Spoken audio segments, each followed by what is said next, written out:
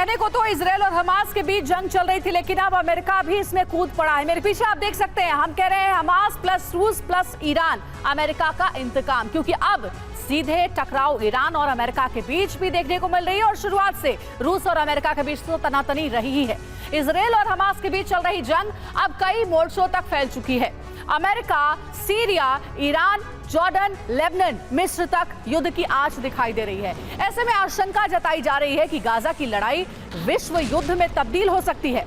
उधर गाजा में इजरायल का ग्राउंड ऑपरेशन जारी है। हमास के ठिकानों को आईडीएफ चुन चुन कर निशाना बना रही है और दावा यह भी किया जा रहा है कि 2 दिन के ऑपरेशन में हमास के कई ठिकाने नेस्तनाबूद हो चुके हैं। रणभूमि से आ रही हर खबर आपको विस्तार से बताएंगे, लेकिन पहले इस वक्त जो एक बड़ी अपडेट आ रही है वॉर जोन से, वो आपको बता देते हैं। इजरायल को ईरान की बड़ी धमकी, ग्राउंड ऑपरेशन के खिलाफ ये धमकी दी गई है। गाजा में घुसे तो वहीं कब्र में जाएंगे। ये देखिए, ईरान ने बहुत बड़ा बयान दिया है। इजरायल को ईरानी कमांडर ने खुली चेतावनी दी है और कहा यह जा रहा है आईडीएफ को, इजरायल की सेना को, कि अगर गाजा में घुसे तो वहीं पर कब्र बना दी जाएगी, कब्र में जाएंगे।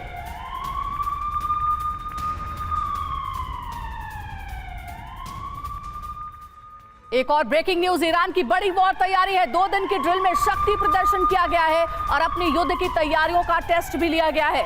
इजरायल जंग के बीच ईरान की बड़ी तैयारी देखने को मिल रही है। इसके बारे में विस्तार से आपको बताएंगे कि क्या है ये तैयारी। 2 दिन के ड्रिल में शक्ति प्रदर्शन किया गया है।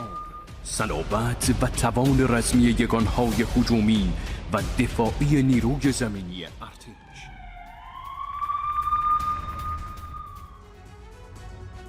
और आइए देखते हैं कि कैसे एक ही समय में ईरान इजरायल को धमकी दे रहा है और साथ में बड़े युद्ध की तैयारी में भी जुट गया है। इंफॉर्मेशन वॉल पर गौर करिएगा, यहां पर सारी इंफॉर्मेशन आपके सामने रखेंगे कि कैसे तैयारी चल रही है। देखिए, युद्ध की तैयारी जिसमें 2 दिन तक ड्रिल चलेगी, ये बड़ी जानकारी मिल रही है। इजरायल को धमकी भी दी गई है कि गाजा में आए तो लौट कर नहीं जा पाएंगे। ये धमकी किसने दी है? ईरान ने दी है इजरायल को धमकी। युद्ध की तैयारी 2 दिन तक चल रही है और साथ ही 200 हेलीकॉप्टर्स इस ड्रिल में देखने को मिले। कुल मिलाकर के ईरान का ये जो है वो शक्ति प्रदर्शन है। अमेरिका को एक बड़ा संदेश और साथ ही इजरायल को भी एक बड़ा संदेश। अब ये देखिए, इजरायल ने धमकी दी है, कहा है कि गाजा उनके लिए कब्रिस्तान बन जाएगा। आईडीएफ यानी कि जो इजरायल की सेना है उसे ये धमकी दी गई है। तो इधर तैयारी क्या है? युद्ध की तैयारी में अत्याधुनिक ड्रोन को भी शामिल किया गया है। ईरान के पास सबसे अव्वल दर्जे के ड्रोन है, ये आप सभी जानते हैं, क्योंकि रूस यूक्रेन वॉर में हमने देखा कि ईरान ने रूस को कई ड्रोन्स दिए हैं। इजरायल ने क्या धमकी दी? गाजा उनके लिए कब्रिस्तान बन जाएगा। ये बार बार ईरान की तरफ से कहा जा रहा है आईडीएफ को, इजरायल की फोर्स को, और युद्ध की तैयारियों का ये टेस्ट माना जा रहा था कि ईरान ने दरअसल अपनी युद्ध की तैयारियों को जांचा है, परखा है। एक और ब्रेकिंग न्यूज, सीरिया में अमेरिका का बड़ा हमला। ईरान समर्थित गुट पर अमेरिकी हमला, अमेरिकी फोर्स ने की जबरदस्त एयर स्ट्राइक। अमेरिकी बेस पर हमलों का बदला लिया गया है।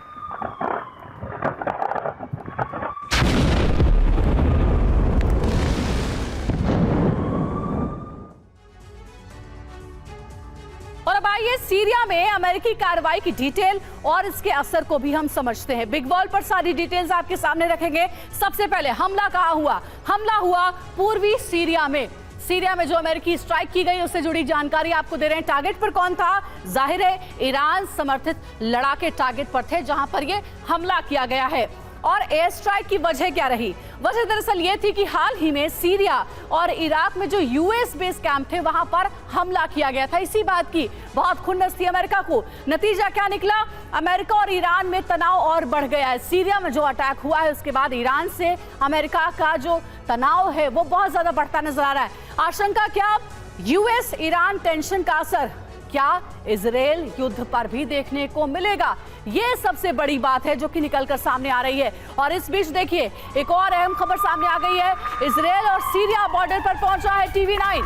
सीरिया बॉर्डर पर पहुंचने वाला पहला चैनल बना है TV9। बॉर्डर की तरफ बढ़ रहे हैं इजरायली टैंक।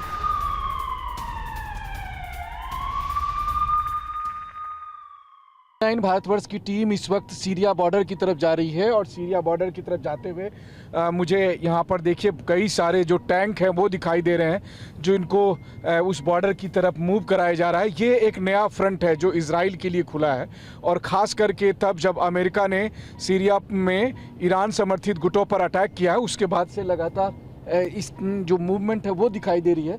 तो इस वक्त TV9 के कैमरे पर आप देख रहे हैं बहुत सारे टैंक के मूवमेंट जिनको नॉर्थ और ईस्ट के डायरेक्शन में भेजा जा रहा है, जहां पर कि सीरिया बॉर्डर जो है सीरिया बॉर्डर की तरफ हम लोग बढ़ रहे हैं और वहीं पर हमें बहुत सारे ट्रूप्स का मूवमेंट भी दिखाई दे रहा है। और एक बहुत बड़ी अपडेट मिल रही है। दरअसल इजराइल और सीरिया के बॉर्डर पर हलचल तेज हो गई है। सीरिया बॉर्डर की ओर सैनिकों का काफिला बढ़ता हुआ नजर आया है। सीरिया में अमेरिका के हमले के बाद से तनाव बढ़ता ही जा रहा है। सीरिया में आज ही यूएस ने हमले किए हैं। TV9 भारतवर्ष की टीम इस वक्त सीरिया बॉर्डर पर है और सीरिया बॉर्डर पर जब हम जा रहे हैं तो देखिए एक के बाद एक आपको बहुत सारे टैंक यहाँ पर दिखाई देंगे जिसकी मूवमेंट की जा रही है। सबसे अहम बात यह है कि ये वो जगह है जो नया फ्रंट इजराइल के लिए खुलता हुआ दिख रहा है। इस वक्त आप देखिए एक के बाद एक जो मूवमेंट हो रही है। हम इस वक्त आगे बढ़ रहे हैं सीरिया बॉर्डर पर जहां पर कि अमेरिका ने ईरान समर्थित गुटों पर अटैक किया है और अब इजराइल के लिए वो एक अहम बॉर्डर हो गया है। अब तक इजराइल का हमास से हिजबुल्लाह से सामना हो रहा था, वहीं सीरिया बॉर्डर के तौर पर एक नई चुनौती देखने को मिल रही है। खास करके ये वो इलाका है जहां पर सबसे पहले अमेरिका इजराइल और सीरिया के बीच 1967 का जो वॉर हुआ था उसके बाद से रह रह कर ये सुलगता रहा है। लेकिन अभी फ़िलहाल जब अलग अलग फ्रंट से इजराइल के लिए मुश्किलें बढ़ रही है तब सीरिया बॉर्डर एक नई चुनौती के तौर पर इजराइल के सामने खड़ा है। और इसीलिए आप देखिए कि एक के बाद एक जो लगातार अभी आप देखिए कि कैमरे पर आपको कई सारे जो टैंक और दूसरे आर्मर्ड व्हीकल का मूवमेंट आप देख सकते हैं। और देखिए TV9 reporter Manish Jha Syria border पर मौजूद है, वहां से लाइव हमारे साथ जुड़ रहे हैं जहां पर ये एक्टिविटी देखने को मिल रही है। हमने देखी आपकी रिपोर्ट मनीष जिसमें आप बता रहे थे कि बॉर्डर वाले इलाकों पर हलचल तेज हो गई है, सैनिकों का काफिला भी देखने को मिला है। क्या इसलिए हलचल तेज हुई है कि अब इस हमले का जवाब ईरान अमेरिका को देने वाला है एक और हमले के साथ? वार पलटवार का ये दौर जारी रहेगा क्या? देखिए अंजलि, दुनिया जिसे गोलन हाइट्स के नाम से जानती है, सीरिया और इजराइल का वो इलाका जो गोलन पहाड़ियों से घिरा हुआ है, हम इस वक्त उन्हीं इलाकों में अलग अलग पहाड़ियों से होकर गुजर रहे हैं और हम इस वक्त अगर मैं कहूं तो उस इलाके में मौजूद हैं जो मौजूदा तौर पर भले ही इजराइल का है लेकिन असल में सीरिया का है और 1967 की लड़ाई के बाद से सीरिया से इजराइल ने उसे कब्जा कर लिया। उस इलाके में रहकर हमें इस बात का एहसास हो रहा है कि किस तरीके से रात में हुए अमेरिकी हमले के बाद से यहाँ पर हालात बदल गए हैं। यहाँ पर लगातार इजरायली सेना के दर्जनों टैंकों को जाते आते हमने अपने कैमरे पर कैद करने की भी कोशिश की है। हम जो तस्वीर अभी आपको दिखा रहे हैं, दुनिया समझ ले कि ये वो जगह है जहां से कहा जा रहा है कि एक नया फ्रंट ऐसा खुलने वाला है जहां पर सीधे सीधे अमेरिका और ईरान की टक्कर हो सकती है। और अगर ऐसा हुआ तो फिर निश्चित तौर पर जिस तीसरे विश्व युद्ध की लगातार हम आशंका जता रहे हैं, दुर्भाग्यवश वो सब कुछ सही साबित होता हुआ दिख भी रहा है। ये वो पहाड़ियां हैं जहां पर 1967 में 6 दिन की युद्ध लड़ा गया था इजराइल और सीरिया के बीच में। ये वो पहाड़ियां हैं जिसको 6 दिन की लड़ाई के बाद इजराइल ने अपने कब्जे में कर लिया था, लेकिन अब दोबारा से इन पहाड़ियों में गोले बरसने लगे हैं, बारूद यहाँ से उगला जा रहा है। वो इसलिए क्योंकि अमेरिका ने इन इलाकों में स्थित ईरान समर्थित संगठनों पर अपनी कार्रवाई की है और जिसका जवाब ईरान अलग अलग मोर्चे पर दे रहा है। असल बात यह भी है कि इजराइल की तरफ से भी इन इलाकों में सीरिया के अलग अलग ठिकानों पर हमले किए जाते रहे बीते 48 घंटे में। तो काफी सिचुएशन ठीक है मनीष, हमारे साथ आप जुड़े रहिएगा। तो हमारे सहयोगी मनीष उसी जगह पर मौजूद है, सीरिया के उसी इलाके में मौजूद है जहां आज ही अमेरिका ने हमला किया, वहां से रिपोर्ट हम तक पहुंचा रहे हैं। लौटेंगे उनके पास। एक और बड़ी खबर है, अमेरिका के बाद इजराइल और हमास युद्ध में रूस की भी एंट्री हो गई है। रूस की राजधानी मॉस्को पहुंचा हमास का नेता। मॉस्को में ईरान, हमास और रूस की बड़ी बैठक हुई है। देखिए तस्वीर आपको दिखा रहे हैं मीटिंग के दौरान की। पुतिन के विशेष दूत मिखाइल बोगदानोव से मुलाकात हुई है और रूस ने कहा है कि विदेशी बंधकों को छुड़ाने पर हमास से चर्चा हुई है। हमास ने कहा गाजा पर इजरायली हमले को लेकर बातचीत हुई है।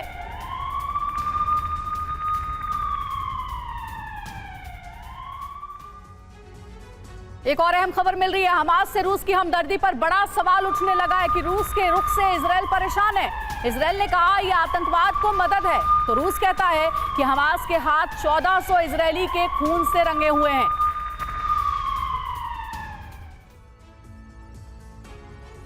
तो हमास, रूस और ईरान, परेशानी बढ़ती नजर आ रही है इजराइल की। रूस की तैयारी क्या है, सबसे पहले आपको बताते हैं। देखिए, बिग वॉल पर सारी जानकारी आपके सामने रखेंगे। ये देखिए, सबसे पहले इजरायली विदेश मंत्री जो कहते हैं कि हमास अधिकारी को मॉस्को बुलाना आतंक की मदद है, ये बड़ा बयान दिया गया इजराइल की ओर से। उसके बाद रूस की तैयारी क्या है, मॉस्को में हमास, रूस, ईरान की मीटिंग हुई है जिससे कि इजराइल और अमेरिका नाराज है। हमास क्यों खुश है, यह भी सवाल है। पुतिन ईरान का साथ मिलने से हौसला हमास का बढ़ गया है, यह भी एक चर्चा का विषय बना हुआ है। इजरायली विदेश मंत्रालय ने कहा कि ऐसी मीटिंग से हमास की जो करतूतें हैं उसका महिमा मंडन हो रहा है, उसकी वाहवाही हो रही है। तो रूस की तैयारी क्या है, मॉस्को में हमास, रूस और ईरान की मीटिंग से हमास कह रहा है खुशी इस बात की है कि कई रूसी अधिकारियों ने हमास का समर्थन किया है। तो रॉस्को जो रूस है जो इस वक्त हमास के साथ है, फिलिस्तीन के साथ है, तो वहीं ईरान जो है वो भी कह चुका है अमेरिका को कि अगर युद्ध में दखल दिया गया तो फिर अंजाम भुगतने के लिए भी तैयार आ जाए। ऐसी मीटिंग से हमास की करतूतों का महिमा मंडन होगा। विदेश मंत्रालय ने क्लियर कह दिया है। हमास खुश इसलिए भी है क्योंकि मिडिल ईस्ट में रूसी प्रतिनिधि हमास के 2 लीडर से मिले हैं। तो ये बहुत बड़ी खबर हो जाती है कि हमास के लीडर रूस में जाकर के रूस के मंत्री से मिलते हैं और उसके बाद बातचीत होती है। हमारे साथ मनीष भी जुड़े हुए, उनका रुख करेंगे ग्राउंड जीरो से हमारे साथ जुड़े हुए। मनीष, ये जो मीटिंग हुई है जिस पर इजराइल ने अपनी नाराजगी जाहिर करते हुए कहा है किस तरीके से हमास के नेताओं से आप मिलेंगे, तो इसका मतलब आतंक का महिमा मंडन आप कर रहे हैं। लेकिन रूस कह रहा है कि हमने बंधकों को छुड़ाने के विषय में बात की है। क्या यही वजह आपको नजर आ रही है फिलहाल इस मीटिंग की? देखिए, अमेरिका भले ही ये बात कहे कि लड़ाई केवल इजराइल और हमास के बीच में है, लेकिन हालात जिस तेजी से बदल रहे हैं उसके मुताबिक अब ये लोकल नहीं, रीजनल नहीं, बल्कि ग्लोबल लड़ाई का रूप लेता जा रहा है, जिसमें रूस की सीधे तौर पर एंट्री हो रही है। हमास का वहां जाना, वहीं पर ईरान के एक उप विदेश मंत्री का होना, रूस, ईरान और हमास की मुलाकात, ये अपने आप में बहुत कुछ बताती है। ये बात सच है कि रूस के पास दलील है ये कहने के लिए कि हम बंधकों की रिहाई को लेकर बात कर रहे हैं, लेकिन सोचिए 220 बंधकों में से हमास कहां जाता है, तो सिर्फ रूस जाता है। संजोग देखिए कि इस वक्त जब मैं जिस इलाके में मौजूद हूं, जब इजराइल की तरफ से सीरिया में ईरान समर्थित गुटों पर हमले किए जाते थे तो यहां पर रूस के एयर डिफेंस सिस्टम भी मौजूद हैं, लेकिन उस वक्त रूस इजराइल की मदद के लिए अपने एयर डिफेंस सिस्टम का इस्तेमाल नहीं करता था। लेकिन आज हालात बदल गए। 7 अक्टूबर के बाद जिस तरीके से न्यू वर्ल्ड ऑर्डर बनता हुआ दिख रहा है उसका असर है कि मॉस्को में हमास और ईरान और रूस के बीच की मीटिंग, और इस मीटिंग का परिणाम दिखेगा इन इलाकों में जहां पर हम मौजूद हैं, क्योंकि सीरिया के इन इलाकों में अमेरिका भी है, ईरान भी है, इजराइल भी है, रूस भी है। तो सोचिए कि सीरिया तो है ही, सीरिया के अलावा 4 पावर इसी जमीन पर लड़ रहे हैं। तो मॉस्को में हो रही है मीटिंग और उसका असर दिखेगा यहाँ जहां हम अभी मौजूद हैं। बिल्कुल मनीष, आने वाले कुछ घंटे बहुत ही महत्वपूर्ण होने वाले हैं इस लिहाज से कि क्या अमेरिका फिर से अब जवाब देगा, सीरिया में कोई हमला करेगा, या फिर अब ईरान जवाब देने के मूड में आ गया अमेरिका को। बहुत शुक्रिया हमारे साथ जुड़ने के लिए। एक और अहम खबर है, दक्षिण चीन सागर में चीन और अमेरिका आमने सामने हैं। बताया जा रहा है कि गश्त कर रहे अमेरिकी विमान को चीन ने रोक दिया है। टकराने से बचे चीन अमेरिका के विमान, ये बड़ी खबर मिल रही है, और महज 10 फीट थी दोनों ही विमानों की दूरी। ये देखिए, बहुत ही महत्वपूर्ण खबर है, दोनों विमानों की टक्कर हो सकती थी। ये देखिए, सिर्फ 10 फीट की दूरी पर दोनों विमान थे। ये आपको दक्षिण चीन सागर की तस्वीर दिखा रहे हैं। बहुत बड़ा हादसा हो सकता था, बाल बाल बच गया ये पूरा हादसा। दरअसल दक्षिण चीन सागर में चीन अमेरिका आमने सामने आ गए। पेट्रोलिंग कर रहे अमेरिकी विमान को चीन ने रोका है। टकराने से बचे चीन और अमेरिका के विमान, यानी एक तरफ अमेरिका का विमान था तो दूसरी ओर चीन का विमान।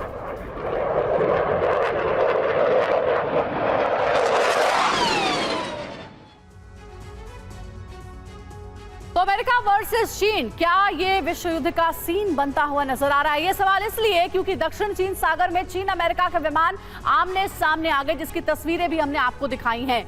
दोनों विमानों के बीच दूरी इतनी कम थी कि टक्कर होते होते बची है। अमेरिका ने कहा कि B-52 विमान को गलत तरीके से रोकने की कोशिश चीन ने की।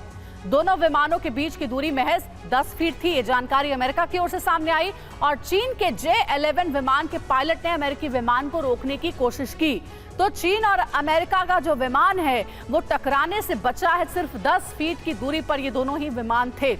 एक और बड़ी खबर है अमेरिका वर्सेस चीन को लेकर के ही खबर सामने आ रही है, जिसमें कहा जा रहा है कि क्या दोनों विमान टकराते तो शुरू हो जाता विश्व युद्ध। ये एक बहुत बड़ा सवाल है। दूसरा सवाल ये, क्या अमेरिका को उकसाने के लिए चीन ने यह हरकत की है। तीसरा अहम सवाल है कि चीन की हरकत का आगे आखिर क्या जवाब देगा अमेरिका। ये देखिए ग्राफिक्स के जरिए वो सवाल आपके सामने हम रख रहे हैं कि क्या जानबूझ करके चीन ने उकसाने का काम किया अमेरिका को। ये बहुत अहम सवाल है और चीन की हरकत का आगे क्या जवाब देगा अमेरिका। और इस बीच एक और अहम जानकारी, 24 घंटे में हमास पर भीषण हमला हो सकता है। 24 घंटे में इजरायली हमले में 481 लोगों की मौत हुई है। इजरायली हमले में अब तक 7028 लोगों की मौत हुई है। तो ये बीते 24 घंटे का आंकड़ा हम आपको बता रहे हैं। 300 ठिकानों पर हमला हुआ है और इन ठिकानों में अभी तक बताया जा रहा है कि 7028 लोगों की मौत हो चुकी है।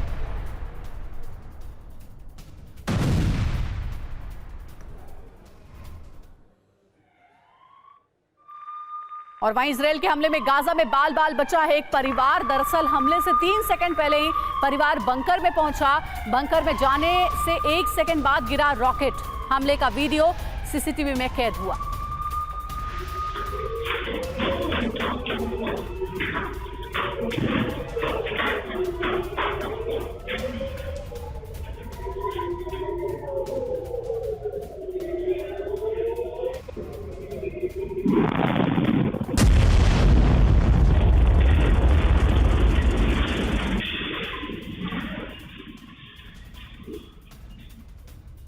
तो इस वीडियो के बारे में आपको बता दें, देखिए परिवार के सदस्य जो कि सायरन बजते ही बंकर की तरफ जा रहे थे। सेकंड्स भी आपको दिखा रहे हैं, 7, 8, 9 सेकंड। सायरन की आवाज सुनते ही परिवार के लोग जैसे ही बंकर पहुंचे। वीडियो आप जो देख रहे होंगे वो आपको वाइब्रेटिंग नजर आ रहा होगा, हिलता हुआ नजर आ रहा होगा। दरअसल इसी घर पर जहां पर यह परिवार रह रहा था, यहाँ पर रॉकेट गिरा। ये देखिए रॉकेट गिरते ही जो बड़ा धमाका हुआ है, ये सब कुछ सीसीटीवी में रिकॉर्ड हो गया। और ब्रेकिंग न्यूज है, गाजा में तबाही की सैटेलाइट तस्वीर भी सामने आई है। गाजा में हर तरफ तबाही का मंजर है। 2 लाख से ज्यादा घर तबाह हो चुके हैं। इजरायली हमले में 45% इमारतें जमींदोज हो गई।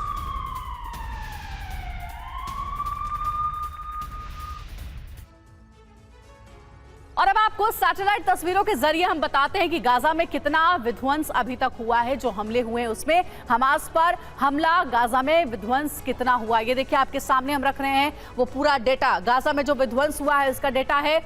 2 लाख घर तबाह हो चुके हैं। 45% इमारतें जमींदोज हो गई हैं। अस्पताल, स्कूल भी निशाना बने। आपने खबरें देखी हैं कि अस्पताल और स्कूलों पर भी हमला हुआ है। और 7000 से ज्यादा लोगों की अभी तक मौत की जानकारी सामने आ रही है। सिर्फ इतना ही नहीं, खंडर हुआ उत्तरी गाजा। सबसे ज्यादा उत्तरी गाजा में ही हमला हुआ है, जो कि खंडर हो चुका है। और ये देखिए अब आपको हम तस्वीर दिखा रहे हैं जिससे कि आपको समझने में आसानी होगी। पहले और अब की तस्वीर, यानी कि युद्ध शुरू होने से पहले की तस्वीर और अब की तस्वीर कैसी है। सैटेलाइट इमेज है ये देखिए इज़्बत का ये इलाका है जो कि पहले ऐसा दिखता था, आप देख सकते हैं। लेकिन अब जब युद्ध शुरू हो गया उसके बाद क्या मंजर है, ये देखिए उत्तरी गाजा जो कि सबसे ज्यादा जहां पर हमला हुआ है, उत्तरी गाजा की तस्वीर देखिए, आपको मलबा ही नजर आएगा। खंडर में तब्दील हो चुका है पूरा शहर। अब दूसरी तस्वीर पर गौर करिएगा, पहले और अब की तस्वीर।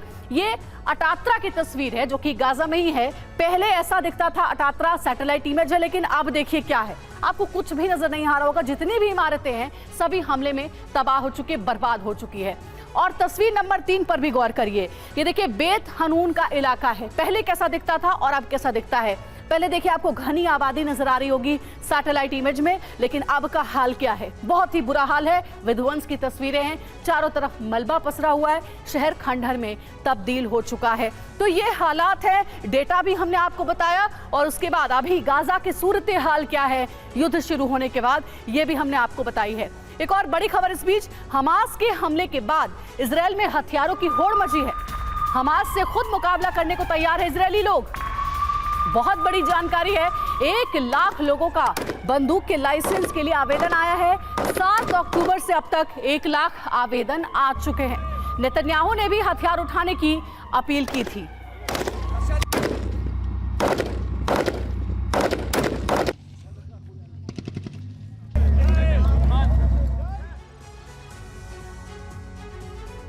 इजरायली के हाथ में बंदूक होगा क्या?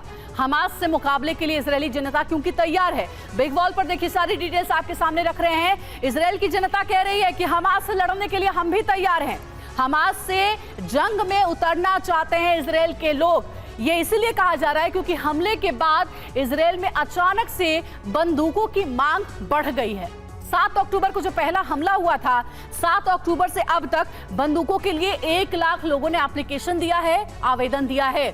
और पहले 2 साल में बंदूक के लिए सिर्फ 1 लाख आवेदन आते थे, लेकिन 7 अक्टूबर जब युद्ध शुरू हुआ उसके बाद से इतने आवेदन आना शुरू हो गए। नेतन्याहू जो कि इजरायल के पीएम है, नेतन्याहू ने भी आम लोगों से हथियार उठाने की अपील की है और इजरायल में बंदूक लाइसेंस से जुड़े नियम आसान किए गए हैं क्योंकि लोगों में जब इच्छा है देश के प्रति लड़ने की हमास के खिलाफ तो लोगों को बंदूक के लाइसेंस दिए जाएं। इस बीच एक और अहम खबर है, आपको इजरायल के एक ऐसे खतरनाक हथियार के बारे में हम बताने जा रहे हैं जो हमास के खिलाफ इस्तेमाल हो सकता है। ये इतना घातक हथियार है कि हमास के लड़ाकों का टनल में छिपकर रहना नामुमकिन सा हो जाएगा।